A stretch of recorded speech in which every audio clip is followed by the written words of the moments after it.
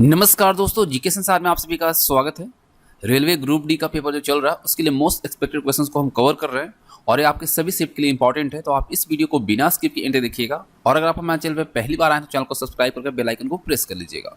और आपको मैं बता दूं, इसका पीडीएफ भी आपके लिए अवेलेबल है टेलीग्राम चैनल पर, तो उसके लिए लिंक हमने डिस्क्रिप्शन बॉक्स में दिया, वहाँ से आप इसे डाउनलोड कर सकते हैं। तो चलिए बिना देर के क्वेश्चन की तरफ बढ़ते हैं। पहला क्वेश्चन कहता है कि गुप्त वंश का राजकीय चिन्ह क्या था? तो क्या था? गरुड़ था। देखिए, गुप्त वंश की अगर हम संस्थापक की बात करते हैं तो श्री गुप्त को हम सब जानते हैं, लेकिन वास्तविक संस्थापक चंद्रगुप्त प्रथम को माना जाता है। ठीक है। और वहीं अगर हम कुछ और गुप्त वंश से बात करते हैं तो गुप्त शासक की जो उपाधियां थी, जो इंपॉर्टेंट है, इससे अक्सर क्वेश्चंस आपके बनते हैं। तो सबसे पहले हम बात करें श्री गुप्त की, तो इनके द्वारा जो उपाधि धारण की गई थी वो की गई थी आदिराज और महाराज की। वहीं अगर हम बात करें घटोत्कच का, तो इसने महाराज की उपाधि धारण की थी। और चंद्रगुप्त प्रथम ने महाराजाधिराज की उपाधि धारण की थी। समुद्रगुप्त पराक्रमांक की उपाधि धारण की थी। चंद्रगुप्त द्वितीय विक्रमादित्य और विक्रमांक की धारण की थी उपाधि। वहीं अगर हम बात करें कुमारगुप्त की, तो इनके द्वारा महेंद्रादित्य और शक्रादित्य की उपाधि धारण की गई थी। और उसके बाद आता है स्कंदगुप्त, इसने क्रमादित्य की उपाधि धारण की थी। ये सभी उपाधियां जो है इंपॉर्टेंट है आपके एग्जामिनेशन के लिए। वहीं अगर हम बात करें चंद्रगुप्त द्वितीय के नवरत्न के बारे में, तो कौन कौन थे? कालिदास, आप लिख सकते हैं कालिदास, ठीक है, अमर सिंह, शंकु, धन्वंतरी,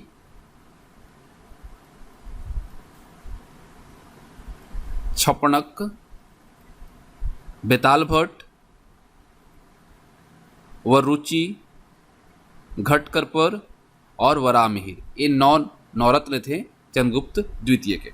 देखिए, एक क्वेश्चन अक्सर पूछा जाता है कि हम सब जानते हैं समुद्रगुप्त को भारत का नेपोलियन कहा जाता है, तो भारत का नेपोलियन जो संज्ञा है चंद्रगुप्त द्वितीय को किसने दिया था? तो ये दिया था विंसेंट स्मिथ ने। किसने दिया था? Vincent Smith. ठीक है, इस चीज को आप याद रखिएगा। और स्कंद जो समुद्रगुप्त है उसके कुछ पदाधिकारी थे जिससे कि क्वेश्चन बनता है। संधि विग्रहक का जो कार्य होता था वो होता था संधि और युद्ध का मंत्री होता था, उसका बागडोर उसके हाथों में होता था।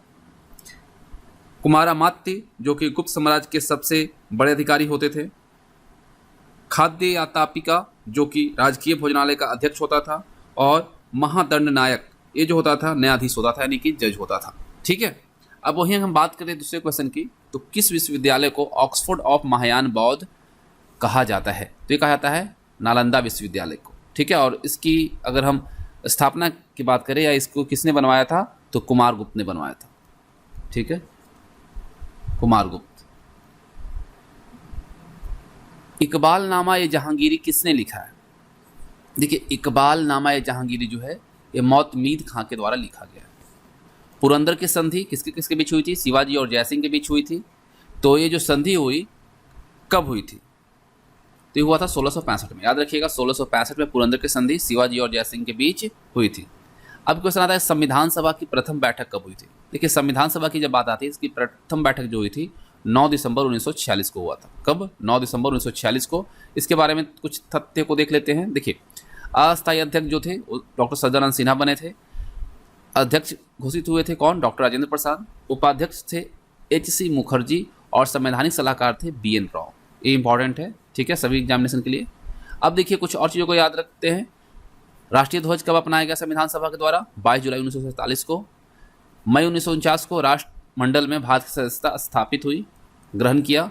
और 24 जनवरी 1950 को राष्ट्रीय गान और राष्ट्रीय गीत को अपनाया गया संविधान सभा के द्वारा। और 24 जनवरी 1950 को ही डॉक्टर राजेंद्र प्रसाद जो हैं, इनका चुनाव हुआ भारत के प्रथम राष्ट्रपति के रूप में। ठीक है, ये सभी इंपॉर्टेंट चीज़ें हैं। चलिए अगला प्रश्न करते हैं, किसे नागरिकता संबंधी कानून बनाने का अधिकार प्राप्त है? तो ये अधिकार जो है संसद को है। किसे है? संसद को। देखिए, भारतीय संविधान के भाग 2 में अनुच्छेद 5 से 11 में नागरिकता से संबंधित प्रावधानों का उल्लेख किया गया है। और भारत में एक ऐसी नागरिकता का प्रावधान है एकहरी, यानी एकल। ठीक है, इसमें राज्यों को कोई अधिकार नहीं है, बस यहाँ पे एक ही नागरिकता होगी, भारतीय की। ठीक है, संसद में नागरिकता अधिनियम 1955 को लागू किया गया। और नागरिकता अधिनियम में अब तक 6 बार संशोधन किया जा चुका। कितनी बार? 6 बार। अब देखिए कब कब किया गया ये भी देख लेते हैं। तो नागरिकता अधिनियम में 1986 में, 1992, 2003, 2005, 2015 और 2019 में अभी तक संशोधित किया गया है, संशोधन किया गया है। 1986 का जो संशोधन हुआ इसमें जन्म से नागरिकता को प्रतिबंधित कर दिया गया ताकि ये आवश्यक हो कि कम से कम एक माता पिता को भारत का नागरिक होना चाहिए। और 2003 का जो संशोधन हुआ इसमें क्या किया गया, भारत सरकार को नागरिकों का राष्ट्रीय रजिस्टर बनाने के लिए अनिवार्य कर दिया गया। एक चीज़ इंपॉर्टेंट है, याद रखिएगा, किसी भारतीय को नागरिक के रूप में प्रदान करना जो है वो भारत के संविधान भाग 2 अनुच्छेद 5 से 11 द्वारा विनियमित होगा, इसी के अकॉर्डिंग होगी। ठीक है, चलिए अगला प्रश्न है, अनुच्छेद 239 किससे संबंधित है? तो ये राष्ट्रपति द्वारा केंद्र शासित प्रदेशों का प्रशासन से संबंधित है। 239, ठीक है, केंद्र शासित प्रदेशों का प्रशासन, और राष्ट्रपति जो है राज्य के राज्यपाल को प्रशासक के रूप में नियुक्त कर सकता है, और जहां वह अपने कार्यों को अपने मंत्रिपरिषद से स्वतंत्र रूप से ऐसे प्रशासनिक रूप में करता है।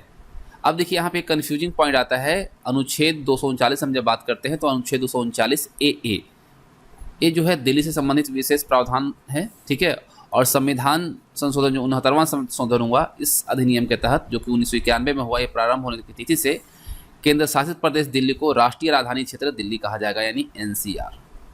ठीक है, देखिए भारतीय संविधान का भाग 8 जो है ये केंद्र शासित प्रदेश से संबंधित है। भाग 8 याद रखिएगा कि राष्ट्रीय जो हमारा संविधान है, भारत का जो संविधान है, इसमें भाग 8 जो है केंद्र शासित प्रदेश यानी यूटी से संबंधित है। और हमारे देश में यूटी भी कितना है? 8 ही है। ठीक है, पहले 9 हो रहा था लेकिन अब 8 हो गया। कैसे हुआ हम आगे बात करेंगे इस पे, इसी में। तो याद रखिएगा भाग 8 केंद्र शासित प्रदेश। ठीक है, इस दोनों को कोरिलेट करके आसानी से। हमारे संविधान में अनुच्छेद 239 से लेकर 242 के बीच भारत के केंद्र शासित प्रदेशों का वर्णन किया गया। ठीक है, 239 से 242। और भारत में 9 केंद्र शासित प्रदेश थे, लेकिन 26 जनवरी 2020 से दादर और नागर हवेली जो है और दमन और दीव, इसको एक ही क्षेत्र में मिला दिया गया, जिसके बाद अब हमारे देश में कितने केंद्र शासित प्रदेश बचे? 8। ठीक है, और पहले 7 थे, 2 कैसे बढ़े थे? तो एक JNK और एक लद्दाख, इनको होने से क्या हो गया था? 9 हो गया था, लेकिन दादर नगर हवेली और दमन एंड दीव को जब मिला दिया गया तो फिर से 8 हो गए। ठीक है, इसी को भी आप याद रखिए।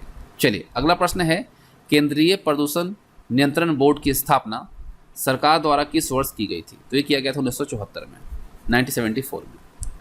केंद्रीय प्रदूषण नियंत्रण बोर्ड की स्थापना सरकार द्वारा वर्ष 1974 में की गई थी। भारत का जो केंद्रीय प्रदूषण नियंत्रण बोर्ड है CPCB जो है, ये पर्यावरण, वन और जलवायु परिवर्तन मंत्रालय यानी कि ministry of environmental, forest, climate change के तहत एक वैधानिक संगठन है।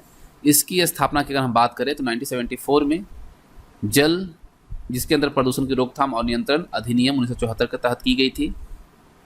CPCB को वायु प्रदूषण की रोकथाम और नियंत्रण अधिनियम 1981 के तहत शक्तियाँ और कार्य भी सौंपे गए हैं। यह तकनीकी सहायता और मार्गदर्शन प्रदान करने के साथ साथ राज्य प्रदूषण नियंत्रण बोर्डों की गतिविधियों का समन्वय करता है और इनके बीच विवादों को भी निपटारा करता है। और आपको बता दूं, AMOEFCC के तकनीकी विंग के रूप में प्रदूषण नियंत्रण के क्षेत्र में देश का सर्वोच्च संगठन है। नीति आयोग के उपाध्यक्ष की नियुक्ति कौन करता है? तो देखिए, नीति आयोग के जो उपाध्यक्ष होते हैं उनकी नियुक्ति कौन करता है? प्रधानमंत्री करते हैं। और इसके अध्यक्ष कौन होते हैं? प्रधानमंत्री। अगर आपसे पूछ लिया जाए कि नीति आयोग के प्रथम उपाध्यक्ष कौन थे, तो अरविंद पनगड़िया थे। और एक कब आया, इसके बारे में हम बात करते हैं। NITI Aayog national institution for transforming India इसका फुल फॉर्म है, और ये भारत सरकार का एक शीर्ष स्तर का थिंक टैंक है। इसकी स्थापना की अगर हम बात करें 2015 में इसकी स्थापना हुई और ये योजना आयोग के तौर पे आया है। ठीक है, योजना आयोग के स्थान पे आया है। इसके अध्यक्ष जो होते हैं हमारे देश के प्रधानमंत्री होते हैं। इस लिहाज से इसके वर्तमान में जो इसका अध्यक्ष है वो है नरेंद्र दामोदर दास मोदी। वहीं उपाध्यक्ष की बात करें तो प्रधानमंत्री द्वारा नियुक्त किया जाता है। इसमें पदेन सदस्य होते हैं, उनकी संख्या 4 केंद्रीय मंत्री जो कि प्रधानमंत्री द्वारा मनोनीत किए जाते हैं। CEO जो होते हैं वो प्रधानमंत्री द्वारा ही नियुक्त होते हैं। ठीक है, तो अभी सभी इसमें बदल गए हैं, तो हम चलिए अपडेटेड डेटा को देखते हैं। देखिए, अभी नीति आयोग के वर्तमान में अध्यक्ष हैं नरेंद्र मोदी, उपाध्यक्ष हैं सुमन बेरी और मुख्य कार्यपालक अधिकारी इसको हम बोलते हैं CEO। तो CEO अभी हैं परमेश्वरन अय्यर। इसके पहले अमिताभ कांत थे। पूर्णकालिक सदस्य की बात करें तो BK सासवत, प्रोफेसर रमेश चंद्र और डॉक्टर VK पॉल अभी पूर्णकालिक सदस्य हैं। पूर्णकालिक सदस्यों के अलावा इनमें से कुछ और शामिल हैं जो कि आपको जानना चाहिए। शासी परिषद सभी राज्यों के मुख्यमंत्री, दिल्ली और पुडुचेरी को भी इसमें सम्मिलित किया गया है। केंद्र शासित प्रदेशों के उपराज्यपाल और स्थानीय स्तर के मुद्दों पर ध्यान केंद्रित करने के लिए क्षेत्रीय परिषदें और विशेष आमंत्रित व्यक्ति जो विभिन्न क्षेत्रों के विशेषज्ञ हैं उनको भी इसमें शामिल किया जाता है।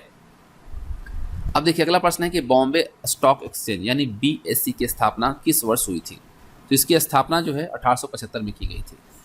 बॉम्बे स्टॉक एक्सचेंज यानी BSE जो है कब किया गया स्थापित 1875 में, और ये भारत और एशिया की सबसे बड़ी स्टॉक एक्सचेंज है। इसे the native share and stock brokers association नाम से एक आधिकारिक संगठन के रूप में मान्यता दी गई थी। ठीक है, the native share and stock brokers association. और प्रतिभूति संविदा विनिमय अधिनियम के अनुसार BSE जो है यानी कि बॉम्बे स्टॉक एक्सचेंज 1956 में भारत सरकार द्वारा मान्यता प्राप्त पहला स्टॉक एक्सचेंज बन गया। कब इसे मान्यता मिला? 1956 में। और बॉम्बे स्टॉक एक्सचेंज का जो मुख्यालय कहाँ पे है? मुंबई में। ठीक है, बॉम्बे जो कि अभी वर्तमान में मुंबई के तौर पर जाना जाता है। तो याद रखिए, कोई दिक्कत नहीं होगी, बॉम्बे स्टॉक एक्सचेंज कहाँ है? मुंबई। अब देखिए अगला प्रश्न है कि भारतीय रसायन विज्ञान के पिता के रूप में किसे जाना जाता है। तो ये जाना जाता है PC रे को। देखिए प्रफुल्ल चंद्र रे जो हैं ये क्या थे?